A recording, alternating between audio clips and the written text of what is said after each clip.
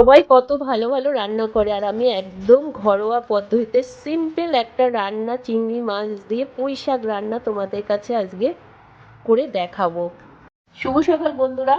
তো আজকে আমি তোমাদের কাছে কি বলতো, একদম ঘরোয়া পদ্ধতিতে এই যে চিংড়ি মাছ দিয়ে, এই যে ছোট ছোট চিংড়ি মাছ দিয়ে পুঁই শাক রান্না করবো। তার জন্য দেখো, পুঁই শাকগুলোকে আমি এইভাবে কেটে নিয়েছি, এইভাবে কেটে নিয়েছি পুঁই শাক, এটা এইভাবে কেটে নিয়েছি। আর তার সাথে এই যে আলু কুমড়ো কেটে নিয়েছি, এভাবে কেটে নিয়ে এই ছোট ছোট চিংড়ি মাছ দিয়ে আমি, আর এই চিংড়ি মাছগুলো আমি কি বলতো, দু একটা মাথা আছে কিন্তু মানে মাথাগুলো আমি প্রায় বাদ দিয়ে দিয়েছি।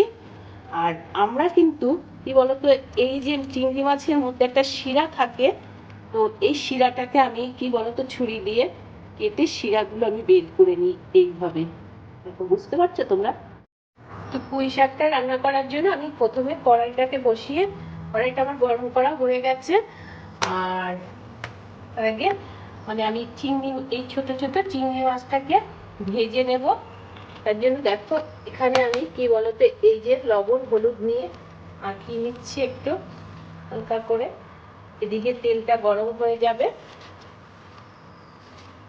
আমার মানে চিংড়ি মাছের লবণ আর হলুদ মাখাতে মাখাতে তেলটা গরম হয়ে যাবে। কড়ার চারপাশে আমি একটু তেলটাকে নাড়িয়ে নিচ্ছি, কারণ ভাজতে গেলে পরে তাহলে আর কি বলতো কড়াইতে অত লেগে যাবে না, এই কারণে আমি তেলটাকে একটু নাড়িয়ে চাড়িয়ে নিচ্ছি।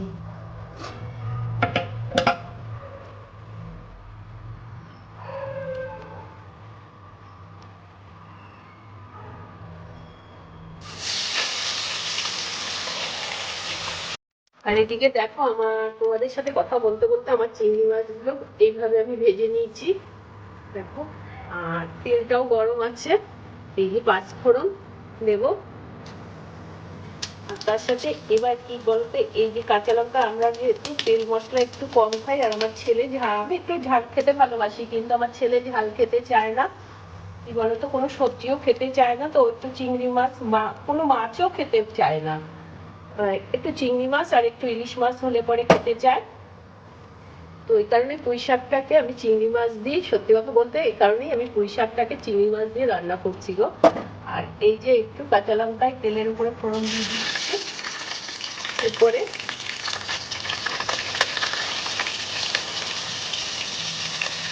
এই আলু কুমড়োটাকে আমি ভালো করে ভেজে নিয়ে তারপরে শাকটাকে দিয়ে দেবো। তো এই যে এভাবে লবণ হলুদ একটু অল্প করে একটু জিরের গুঁড়ো দিয়ে ভাজা ভাজা করা কমপ্লিট হয়ে গেল আমার। এবার আমি শাকটাকে দিয়ে দেবো, দেখতে থাকো। একদম গরিব মানুষের ঘরে গরিবানা খাবার তৈরি করছি। কিভাবে তৈরি করলাম তোমরা দেখতে থাকো।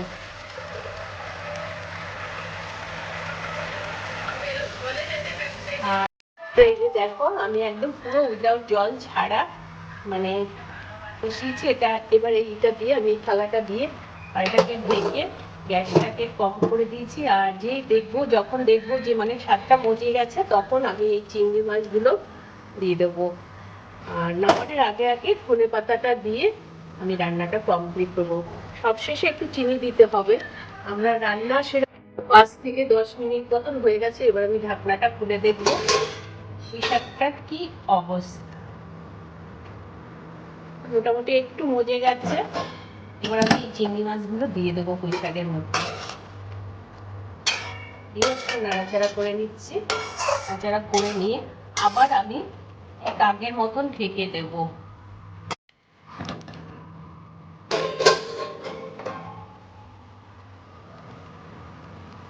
হয়ে গেছে আমার শাকটা, দেখো মজে গেছে। এবার আমি একটু ধনে পাতাটা দিয়ে দেবো, ধনে পাতা আর চিনি দিয়ে দেবো। ছুরি দিয়ে আর কাটলাম না, হাত দিয়ে কেটে দিয়ে দিচ্ছি। দুটো হাত কেন দিয়েছে বলো, তাই না? দুটো হাত এই কাজ করার জন্যই তো দিয়েছে, তাই তো বলো? হাত দিয়ে যখন করতে পারছি, তাহলে আর ছুরি কেন ব্যবহার করবো?